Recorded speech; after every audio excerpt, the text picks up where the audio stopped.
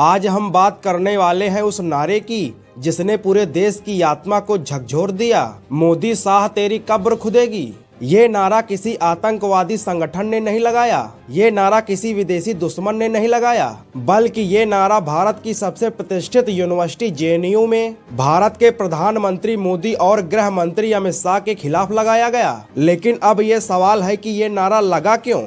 ऐसी सोच पैदा कहां से हुई? जेएनयू जैसे विश्वविद्यालय में राजनीति का जहर कौन घोल रहा है? क्या यह सिर्फ विरोध है या फिर नफरत की राजनीति? आज के इस वीडियो में बिना लाग लपेट के हम पूरी सच्चाई सामने रखेंगे।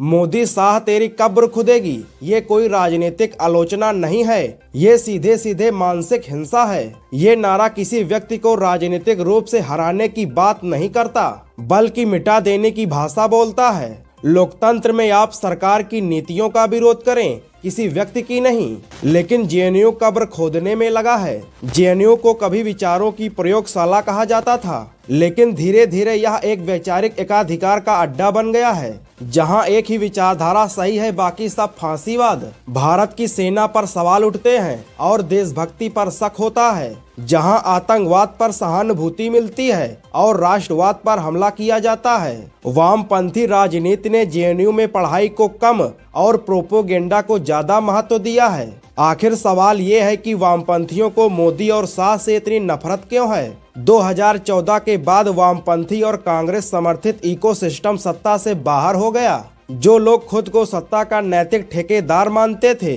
वे अचानक हाशिए पर चले गए। जब सत्ता हाथ से निकल जाती है तो बहस नहीं, गुस्सा पैदा होता है। मोदी सरकार ने जम्मू कश्मीर से धारा 370 को हटाया, 3 तलाक को खत्म किया और राम मंदिर को बनवाया। मोदी के इन कामों ने वामपंथी नैरेटिव की जड़ें हिला दी। अब इनके पास तर्क नहीं बचा है तो इन लोगों ने नारेबाजी पकड़ ली है। और ये नारा छात्र आंदोलन भी नहीं है, ये वैचारिक कंडीशनिंग है। छात्रों को सिखाया जाता है मोदी मतलब फांसीवाद, अमित शाह मतलब तानाशाह। जब छात्रों में भर दिया जाता है तो फिर तेरी कब्र खुदेगी जैसे नारे निकलते हैं। लोकतंत्र में विरोध जरूरी है, लेकिन विरोध और नफरत में फर्क होता है। विरोध कहता है हम सहमत नहीं हैं, लेकिन नफरत कहती है हम तुम्हें खत्म कर देंगे।